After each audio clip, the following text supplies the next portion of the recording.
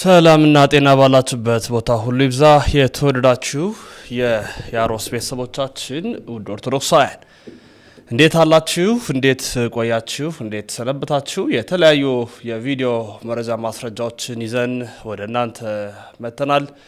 በቀጥታ ቪዲዮዎችን እያንዳንዷን እያጋራው የተወሰነ ያህል ትንታኔዎችን ነው የምሰጥ የሚሆነው።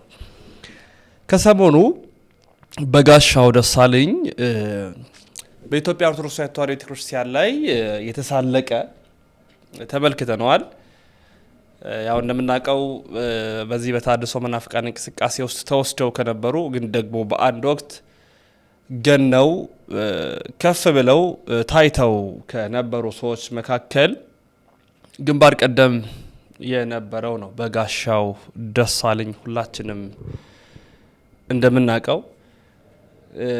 ነገር ግን በጋሻው ደሳለኝ በስተመጨረሻ እንዲህ አይነት ነገሮች ላይ መግባቱ እንደዚህ አይነት ነገሮችን ማድረጉ ወደ አልተፈለገ ጥፋት መሄዱ ወደ ጥፋት ጎዳና ማምራቱ ልባችን እንዲሰበር አድርጎታል።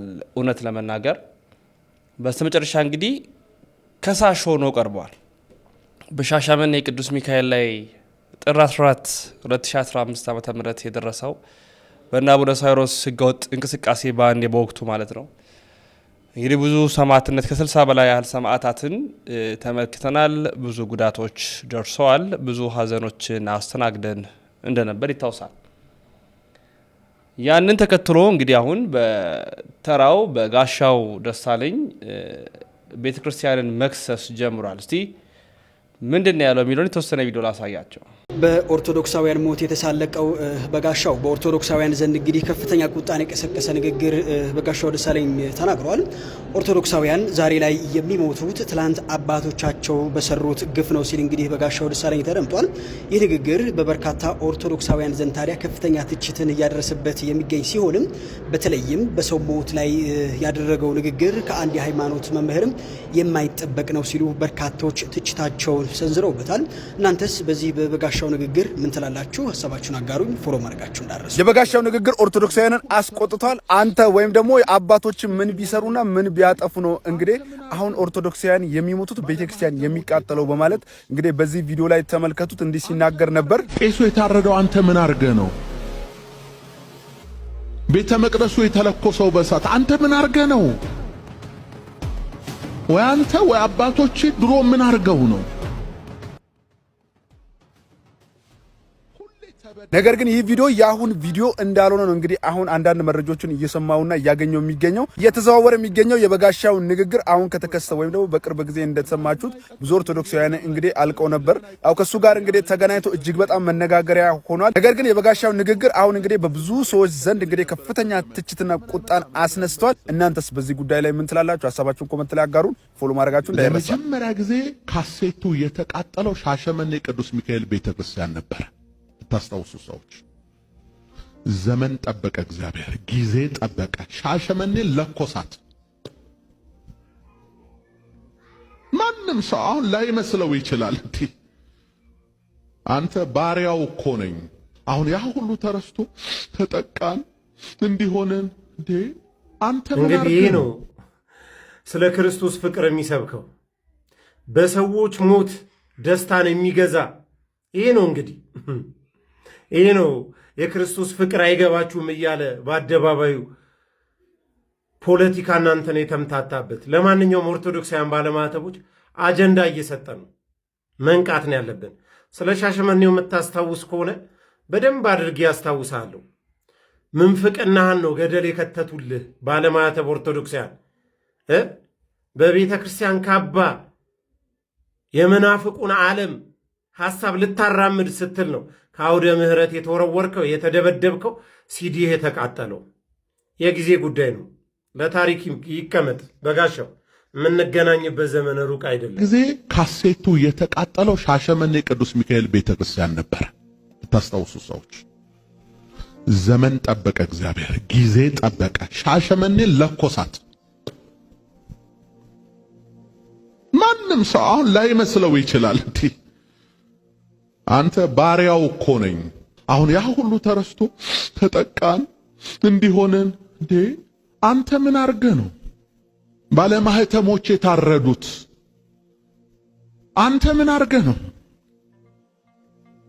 ቄሱ የታረደው አንተ ምን አርገህ ነው?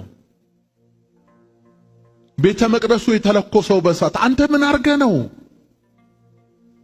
ወይ አንተ ወይ አባቶች ድሮ ምን አርገው ነው?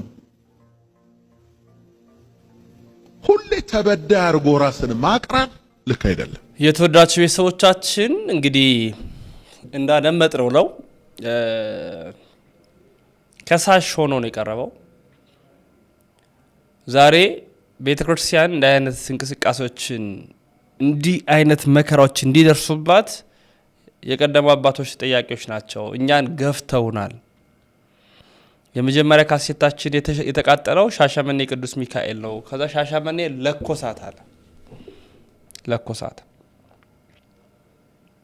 ይሄ ምን አይነት ታቢዮ እንደሆነ ምን አይነት ክፋት እንደሆነ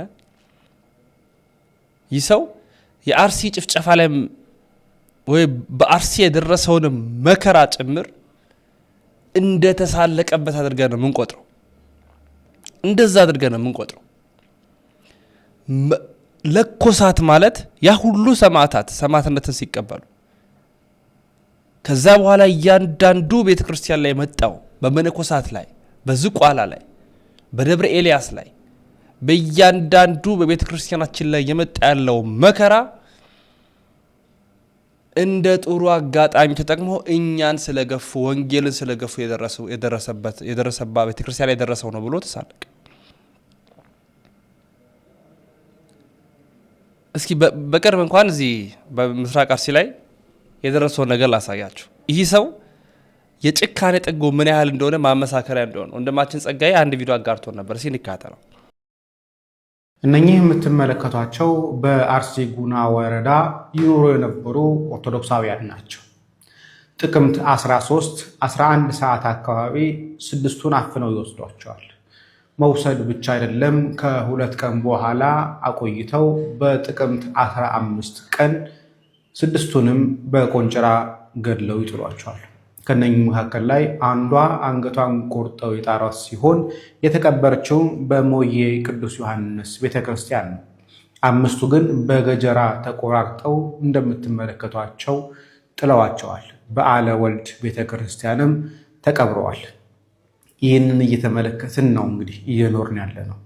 ኦርቶዶክሳውያን ኦርቶዶክስ በመሆናቸው ብቻ ከሀገራቸው ተወስደው እንደዚህ በምትመለከቷቸው ሁኔታ አንዷን አንገቷን ቆርጠው አምስቱን ደግሞ በገንጀራ ጨፍጭፈው ነው የገደሏቸው። ዛሬም ነገም ከነገ ወዲያም ፍትህ ለአርሲ ሕዝብ ልንል ይገባል። ቸርቆይ ይህ የበጋሻው ድርጊት ያላስቆጣ ኦርቶዶክስ የለም፣ ያልተናገረ የተዋህዶ ልጅ የለም። ሁሉም ማለት በሚያስደፍር ሁኔታ ተናግሯል። እነ ኢዮብ ዘሚካኤል ጨምሮ ወንድማችን ጸጋዬ ክፍሉ አብዛኛው ማህበራዊ ሚዲያ ላይ የምናውቃቸው በሙሉ መልስ ለመስጠት የቻሉትን ያህል ጥረት አድርገዋል። መልስ የሚገባው ሰው ሆኖ አይደለም እግዚአብሔር በሚያውቀው ግን ደግሞ እንቅስቃሴው አጀንዳ ለመፍጠር የሚሄድበት ርቀት በዚህ የሰማዕትነት ጽዋችንን የተጎነጨን በዚህ ሞት እየቀመስን በዚህ መከራ ውስጥ እያለን አዳራሽ አግኝቶ ተከታይ አፍርቶ ሚዲያ ስለተዘጋጀለት ብቻ ተነስቶ ቤተክርስቲያን የተቀጣጠለችው እኛን ስለገፋች ነው ብሎ መሳለቅ ያማል። በእውነት በጣም ያማል።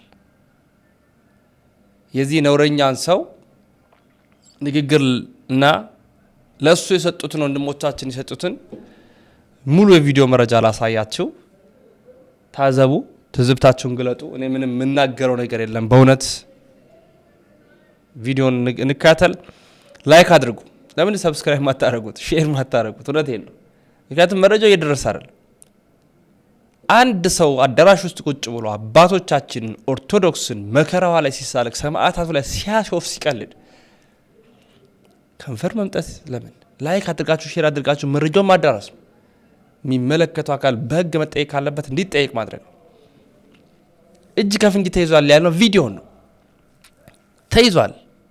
በዚህ ደረጃ ሲሳለክ ተመልክተናል። የጭካኔው ጥግ ምልኩ ምን ያህል እንደሆነ አይተናል። ስለዚህ ከእናንተ የሚጠበቀውን አድርጉ።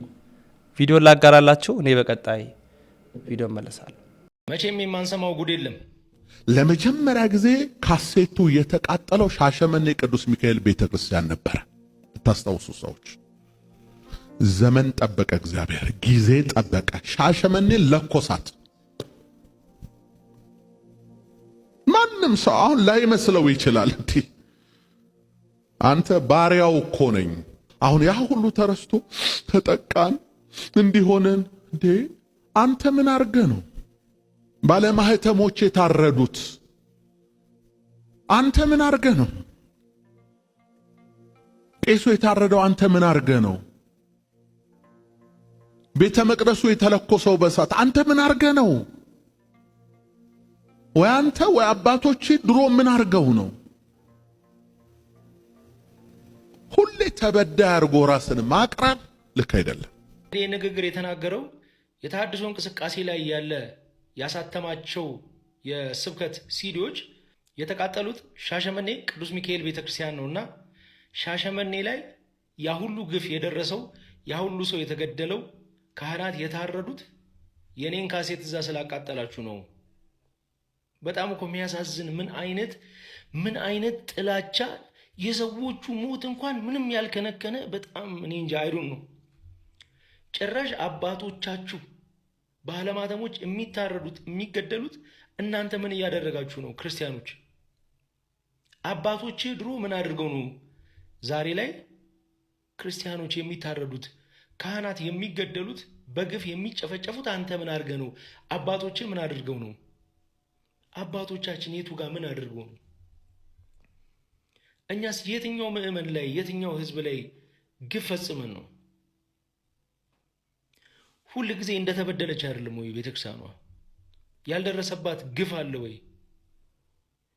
እንደዚህ በድፍረት ገና ለገና እኔ የሰራሁት ሲዲ ተቃጠለብኝ ብለህ በእኔ ምክንያት እግዚአብሔር እናንተን እየቀጣችሁ ነው፣ ግፈኞች ናችሁ፣ ግፍ እየሰራችሁ ስለሆነ ካህናት የሚታረዱት ብለህ በሞቱ በተሰቃዩ በተጨፈጨፉ የ2 ዓመትና የ3 ዓመት ህፃናት ላይ መዘባበቻ ስታደርግ ምን አይነት ወንጌል ነው እጅ ላይ ያዝከው? ምን አይነት ጨካኝ ሆነ? ትንሽ እንኳን ርኅራኄ የለም እንዴ? ሐዘን ባይሰማህ እንኳን ዝም ማለት አትችልም? አንተ ተጨፈጨፉ የኔ ሲዲ ስለተቃጠለ ያልካቸው ሻሸመኔ ላይ እኮ ስንቶች ያለ እናት ያለ አባት ቀርተዋል። ስንት እናቶችና አባቶች ልጆቻቸው ተገለዋል እዛ ቦታ ላይ። በጣም ጨካኝ ሆነ። አንተ ከመናፍቅ ራሱ በላይ ነህ። እርግጠኛ ነኝ ዲያብሎስ ይቀናባል በአንተ። በፈጣሪ ስም እኛ ስለ ሰማዕታት ሞቱብን ብለን ስንጮህ አንዳንድ ፓስተሮች በመድረኮቻቸው ላይ እንኳን ሞቱባችሁ የእጃችሁ ደርሷል ይላሉ።